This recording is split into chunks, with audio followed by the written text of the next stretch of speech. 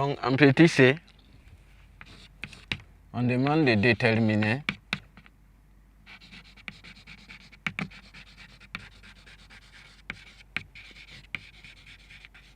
une équation de la tangente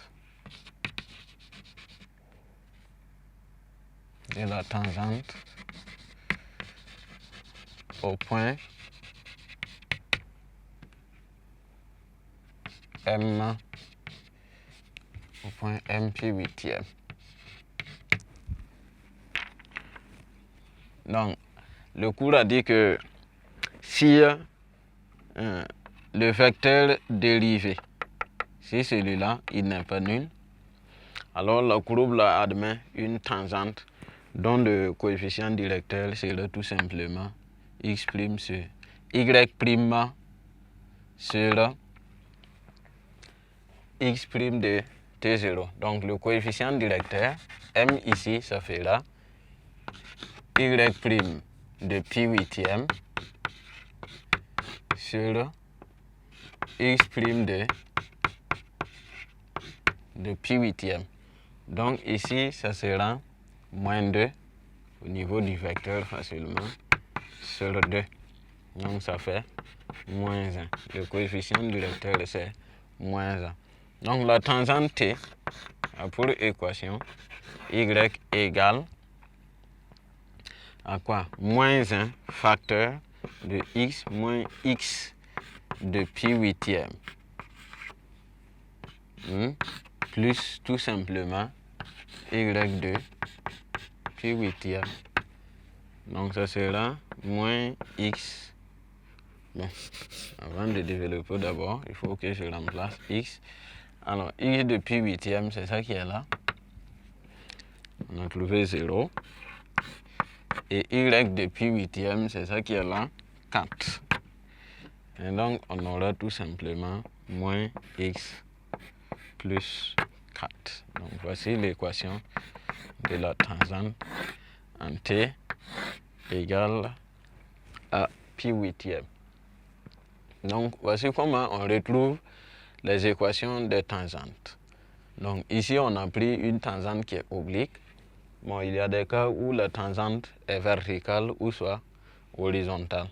Donc là-bas on déduit tout simplement de l'étude sa nature. Donc c'est la fin du premier exercice. Nous allons passer à l'exercice 2.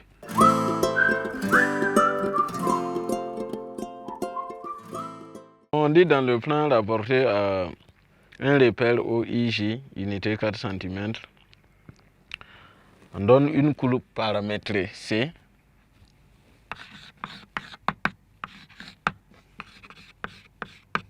X de t égale à cosinus carré de t plus cosinus t moins 1 et y de t égale à sinus de t facteur de 1 plus cosinus t, t élément de R. En petit 1, on demande de comparer en petit a, comparer m de t plus 2 pi et m de t d'une part. Donc, il faut faire, on va calculer à cet effet x de t plus 2 pi. Ça fait cosinus carré de t plus 2 pi plus cosinus de t plus 2 pi moins 1. Or, on sait que les fonctions cosinus et sinus étant périodiques de période 2 pi, cosinus de t plus 2 pi égale à cosinus de t. Donc ça revient à cosinus carré de t tout simplement plus cosinus t moins 1. Il faut aussi que l'on calcule y plutôt, y de t plus 2 pi pour voir. Alors on aura quoi? Y de t plus 2 pi, ça fait sinus facteur de t plus de pi, facteur de 1 plus cosinus de t plus dpi. La même propriété, sinus de t plus dpi, cosinus de t plus dpi égale à cosinus de t et sinus de t, puisque les fonctions sont périodiques de période dpi. Donc ici, on retombe sur le sinus de t. Alors, facteur de 1 plus cosinus de t.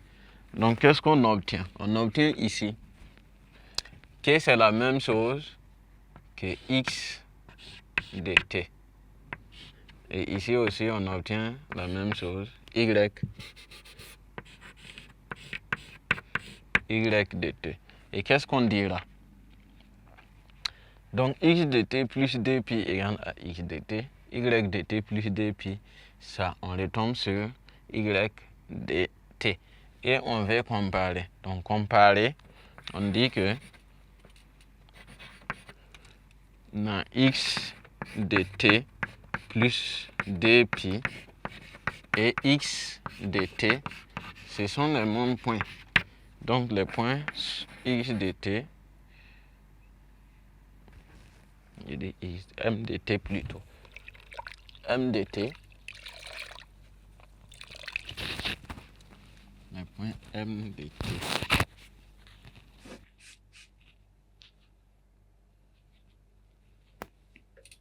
M de t plus dpi et M de t sont confondus. Sont des points qui sont confondus. L'autre comparaison, c'est M de moins t. Donc, comparons. M de moins t et M de t. Donc, pour ce faire, il faut aussi que l'on calcule x de moins t et y de moins t. Donc, x de moins t égale à quoi? Cosinus carré de moins t plus cosinus moins t moins 1. On va calculer x de moins t et y de moins t. X de moins t, on remplace tous les t par moins t. Maintenant, il y a une propriété qui dit que cosinus de moins x, ça fait tout simplement cosinus de x. Donc ici, on aura tout simplement que ça va rester cosinus carré de t et cosinus de t moins 1. Ici aussi, on trouve que x de moins t là, c'est la même chose que x de t. Autrement dit, dans le cours, on parlait de parité. Ici, on trouve que le x est pair.